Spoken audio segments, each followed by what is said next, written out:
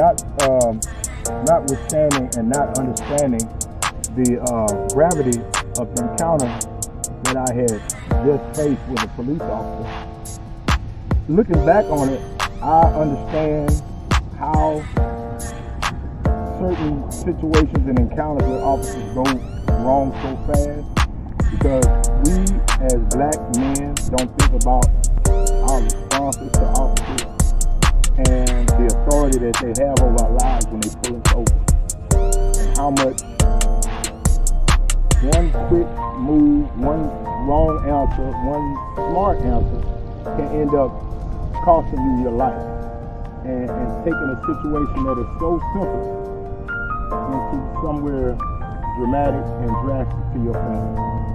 So we have to get back to understanding who we are and whose we are as black men in America. We have to understand that when you are met by authority, whether it be a wrongful stop or an unlawful stop, your responsibility as a black man is to get back home to your family safe and sound. Sometimes you may have to take that ride. You won't, as I used to tell my son, you won't win a court case on the side of the road, nor will you win a fight with a police officer on the side of the road. The best thing you can do is go and get in the car and ride and get home safe. That is.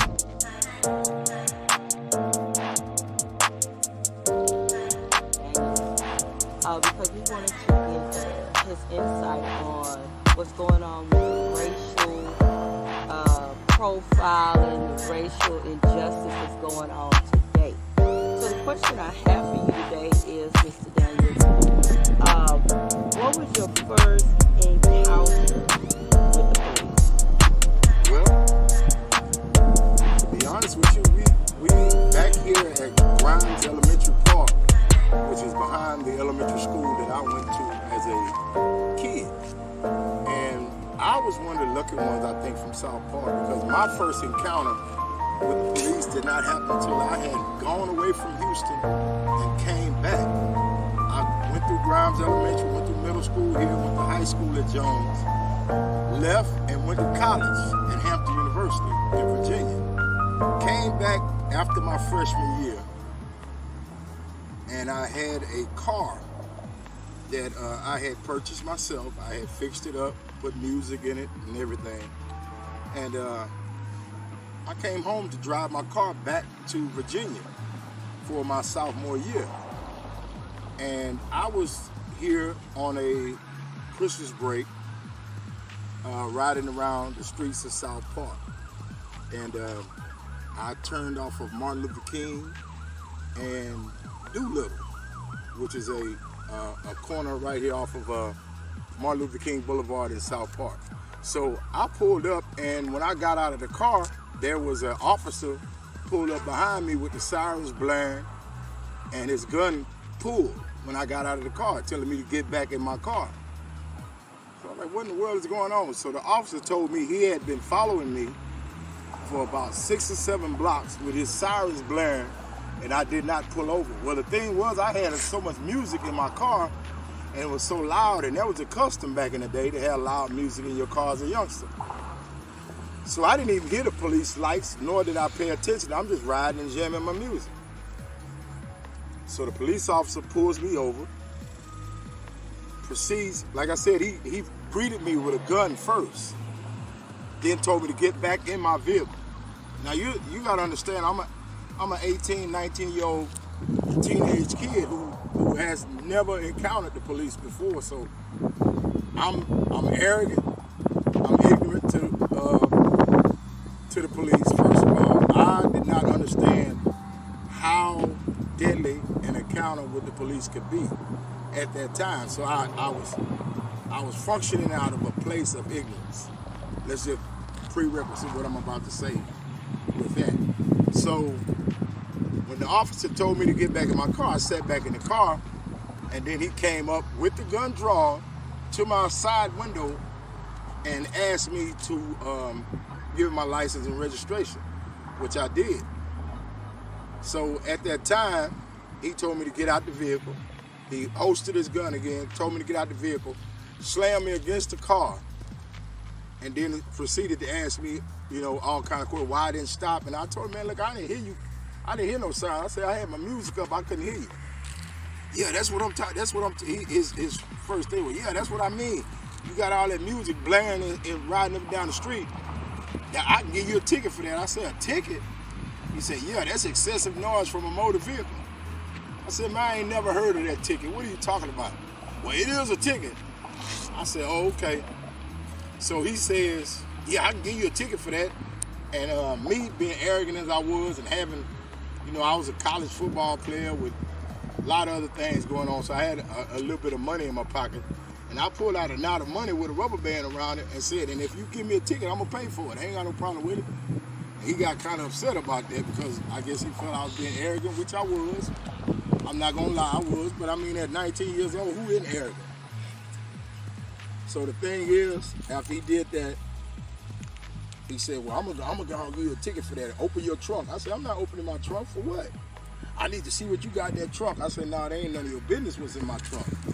I said, unless you have a warrant, I'm not opening my trunk. I said, you got no probable cause to go in my trunk. So he proceeded to tell me, yeah, I'm gonna write you a ticket. I said, well, go ahead, write it. I said, and my arrogant behind was, them white folks sure got your watchdog ass trained. And when I said that, his own partner bust out laughing at it. And he got real hot then. And he proceeded to write me a ticket. And I took the ticket. That was the first ticket I ever got on my driver's license. And I had been having a driver's license since I was 16 years old. So, needless to say, I walked up there and got me a beer and sat down with my partners. But at that time, I didn't really understand the dynamics of what had just occurred. I was being targeted because I was a black man riding up and down streets in South Park in a nice vehicle with a bunch of music in it. And he really wanted to see if I was a dope dealer. But he realized when I got out of the car that I was a 19-year-old college student.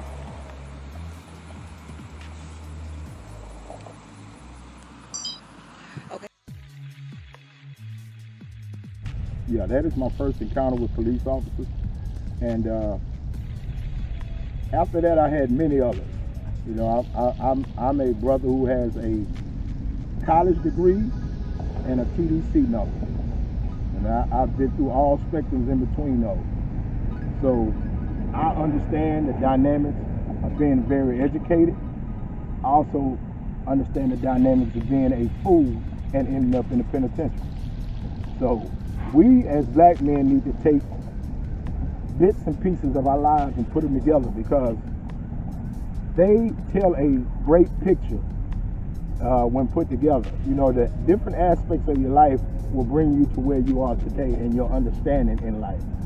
So we need to understand that we are truly a product of our environment, product of our socializing, our social skills, our social dynamics, our economic dynamics. We are simply a product of all those things.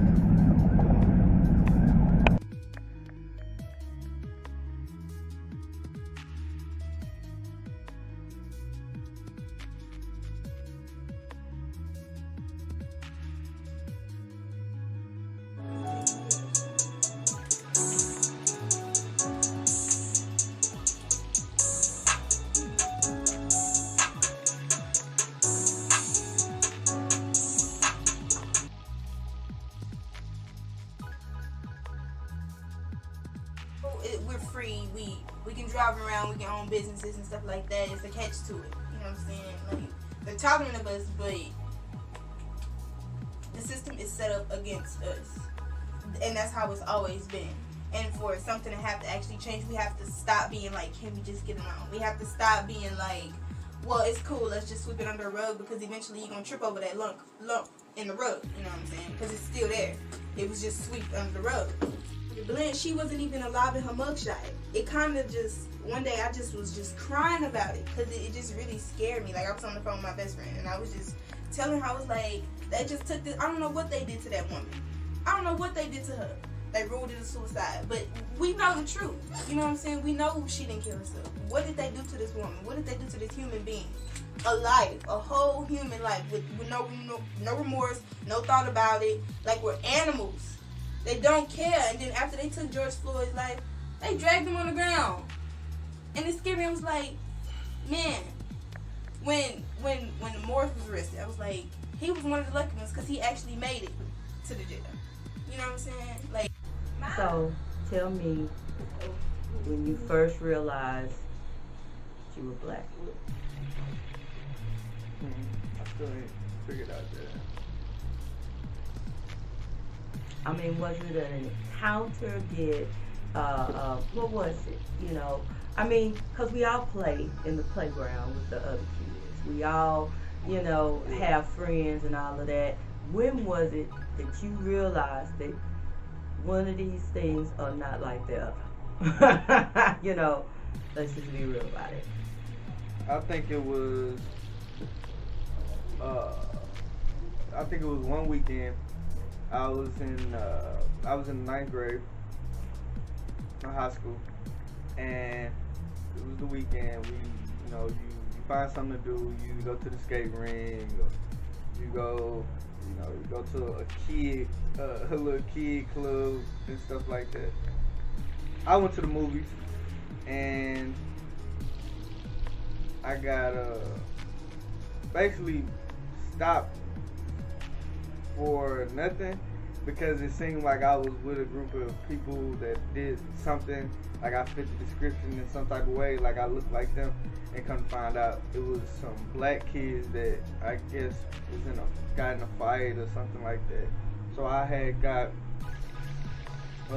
stopped, handcuffs put on me just because I look like them, you know.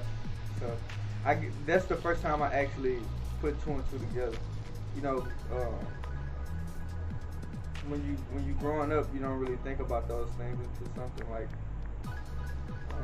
impactful to you happens. It has to be super impactful to you. And that to me was like a moment where I sat and thought about like why I don't understand, like why did I get stopped? I'm just going to the store. There's a store like down the street from the movie theater, so I was just going to the store and I'm getting stopped. So I'm thinking I did something crazy wrong. You know, so I think that was the moment I put two and two together.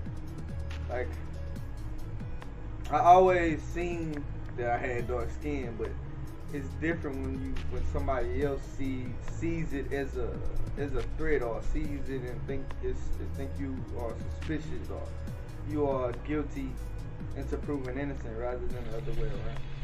So I think that's the one that made me feel some type of way.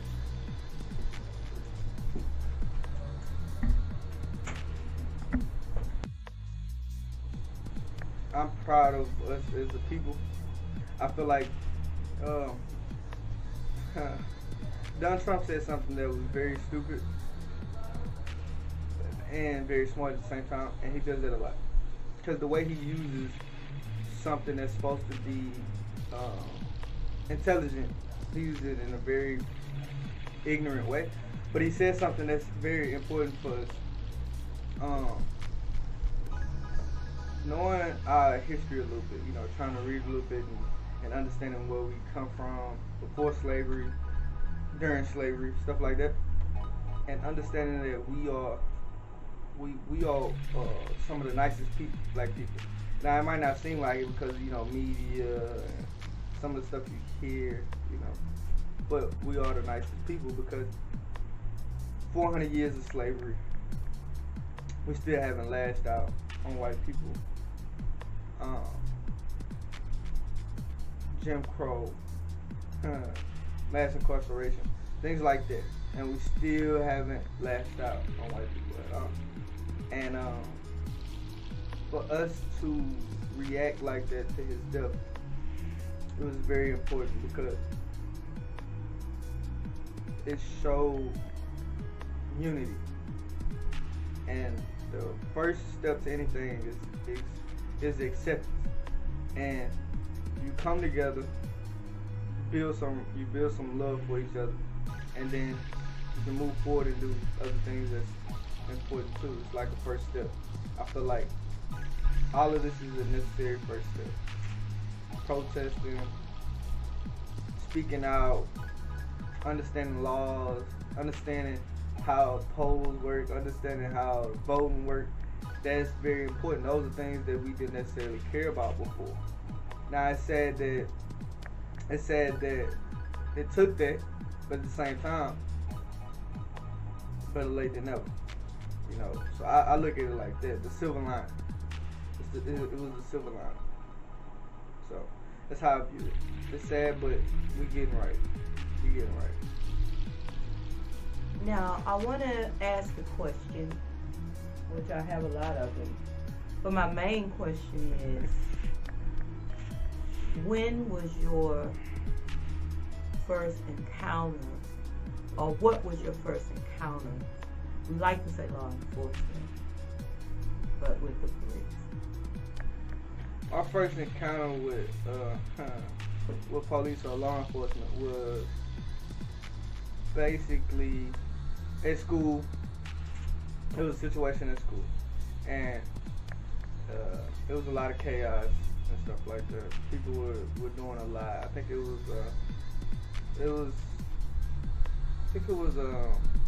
a big fight or whatever, and you know, cops stay aggressive. So you got one major cop, white cop, kind of stocky. He runs up, picks him out the most noticeable black person, slams him, arrests him, talks a whole bunch of crazy stuff. So, and they just so happened to be me. So that was my first encounter. Just being scared. Feeling your wrist so close together. Just the pain that you can go through not being able to, pull your arms back around to where your chest are, and sitting in the back of a cop car that's very small. It gives you like a sense of like no control, and I think that's one of the things that's kind of psychologically a bad thing about like police. It's like when they come, you don't feel like you're safe. If anything, you feel like you're about to be caged, or you feel like you're about to get in trouble. You don't feel like they're coming to stabilize the situation. Serve and protect. Yeah, you don't feel like they come to do what they cop car say. When you witnessed the video of, well, not witnessed, but when you saw the video of George Floyd, did any of this come to mind? The experience you just told me about, did any of that come up? Nah. What came to mind was understanding how vile and how evil a human being could be. Because I was seeing on Instagram how they have the graphic symbol and stuff like that before you watch the video. I didn't understand why it was right there, and I didn't understand what it was. So I clicked on it and I watched it, and I was just seeing this man kill another man on camera, and it didn't seem like it was anything to me. So I really couldn't think about my experiences. I can only think about how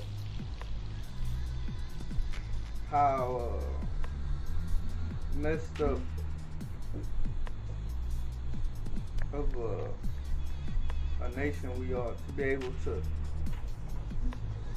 allow something like this, because that wasn't the first time. So for all the ones that didn't get recorded, that's what I thought about. I started thinking about the ones that didn't get didn't come to the light, that didn't get the exposure, that happened before I was born and before my mom was born, and the ones that's gonna happen next year, stuff like that. That's what I was thinking. I was thinking about this time for change, and I think that's what everybody else was feeling too. That's why the protests and the Black Lives Matter things was happening, because people were just that's something you can't take. You know, to hear about it is different to see it on a movie, but to understand this is real. This man is gone, and another man took his life and didn't care. It hurt. If you have any ounce of a heart, it'll do something to you. So that's what I was thinking about. I was just thinking about it. Yeah, I don't have no patience for that anymore. All right. That's a wrap for now. All right, welcome back. This is another part of our documentary on when did you know you were black? Okay, now these young men, the question I want to ask you is, knowing that they already talk about your generation, okay? But I want to hear what your generation has to say about what went down with George Floyd, what it means for your generation. What are you seeing? You're seeing a lot of your peers die at the hands of police officers. Now, George Floyd was older than you guys, but y'all have witnessed a lot of young people die at the hand of not just the police, but gun violence, period. You know? So, what do y'all think about what's going on right now? Any one of you can go first. I think every generation has its goods and its bads, and I feel like things are I guess things not. You.